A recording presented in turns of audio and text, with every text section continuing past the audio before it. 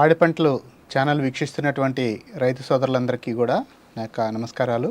నా పేరు doctor K Ravindra Kumar. ప్రాంతీయ ఉద్యాన పరిశోధనా స్థానం కొవ్వూరులో సీనియర్ శాస్త్రవేత్తగా పనిచేయడం జరుగుతుంది. అరటిలో శాఖీ దశలో చేపట్టినటువంటి వివిధ రకాలైనటువంటి పోషక యాజమాన్యం, నీటి యాజమాన్య పద్ధతులు యొక్క ప్రభావం గెలల మీద కనిపిస్తూ ఉంటుంది.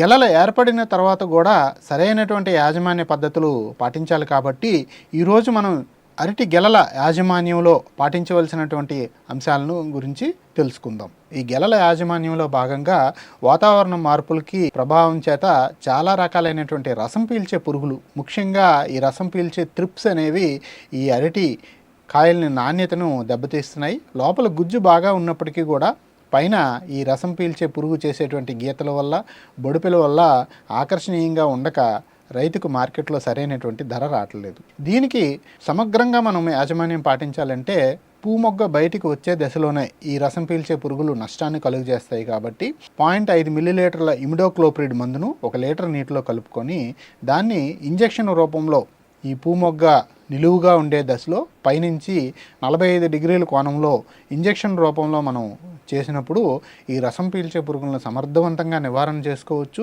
ఈ రసాయన అవశేషం కూడా మనం 3 నెలల తర్వాత కాయల్లో పరిశీలించినప్పుడు ఎటువంటి అవశేషాలు లేవని చెప్పి మనకి నిర్ధారణ అయింది. కాబట్టి ఈ రసం పీల్చే పురుగును బెల్ ఇంజెక్షన్ లేదా మొగపువ్వుకు చేసే ఇంజెక్షన్, అదేవిధంగా గెల సంచి కప్పుకోవడం ద్వారా కూడా సమర్థవంతంగా చేసుకోవచ్చు. అంతేకాకుండా ఈ పచ్చరటి రకం ఎక్కువ వేసేటప్పుడు గెలలో ఉండేటువంటి 150 నుంచి 180 కాయలు మనకి పచ్చరటి లేదా గ్రాండ్ కనిపిస్తాయి. ఈ కాయల మధ్య పోషకాల కోసం కాంపిటీషన్ ఎక్కువ ఉండేటప్పుడు కొన్ని కాయలు ఆ కాంపిటీషన్లో కొంత పోషక లోపాలు ఉండడం చేత గెల నుంచి బయటికి వచ్చేటట్టుగా మనకు కనిపిస్తూ ఉంటాయి. వాటిని విరిచి మనం చూసినప్పుడు చాక్లెట్ బ్రౌన్ కలర్లో కనిపించి రైతులు చాక్లెట్ తెగులు అని చెప్పి కూడా మనకి చెప్పడం జరుగుతూ ఉంటుంది.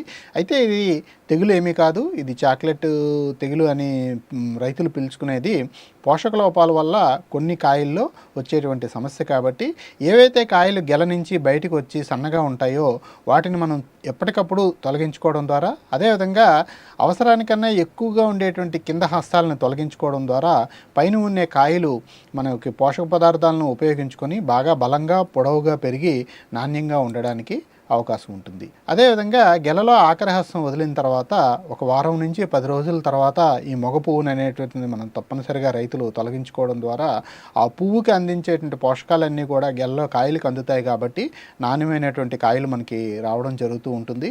కొంతమంది రైతులు గెలలో కింద అంటే 100 గ్రాముల ఆవు పేడతో పాటు అమోనియం సల్ఫేటు, యూరియా వంటి పోషకాలను కూడా గెల కొన ద్వారా అందజేయడం జరుగుతూ ఉంటుంది. దీని ద్వారా కూడా మన 5 నుంచి 10% వరకు కూడా గెల నాణ్యతను పెంచుకోవడానికి అవకాశం ఉంటుంది. గెల సంచులు అనేవి మనకి ప్రభుత్వం కూడా 50% రాయితీ పైన మనకి సరఫరా చేస్తూ ఉంది. కాబట్టి ఈ గెల సంచిని మనం తొడుక్కోవడం ద్వారా రసం పీల్చే పురుగుల నుంచి, బయట వాతావరణంలో ఉండేటువంటి ధూళి దుమ్ము నుంచి కూడా మనకి పంటను కాపాడుకొని మార్కెట్కి వెళ్ళేటప్పుడు చాలా నాణ్యమైనటువంటి సరుకును మనం ఉత్పత్తి చేయడానికి అవకాశం ఉంటుంది.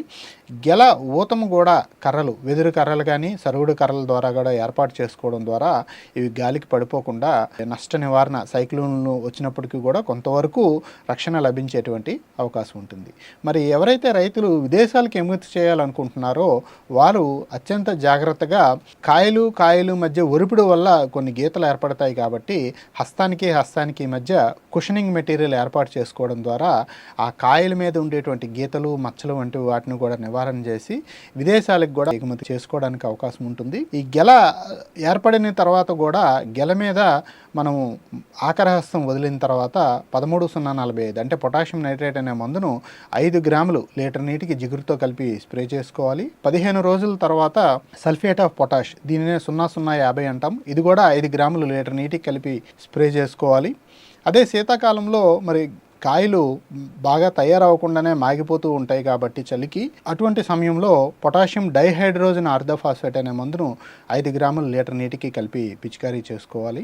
వీటితో పాటుగా 1-2 సూక్ష్మ పోషక మిశ్రమాలు కూడా అంటే అర్కా బనానా స్పెషల్ కానీ, ఎన్ఆర్సీ బనానా శక్తి కానీ పిచికారీ చేసుకోవడం ద్వారా ఈ కాయలు అనేటువంటివి మంచి ఆకర్షణీయమైనటువంటి రంగుతో పాటు నాణ్యతతో కూడా కూడి ఉంటాయి. కాబట్టి రైతులకు అత్యధికంగా ధర లభించడమే కాకుండా ఎక్కువ ఉత్పాదకతతో పాటు అధికంగా ధర లభించి ఆర్థికంగా స్వావలంబన సాధిస్తారని కోరుకుంటున్నాను.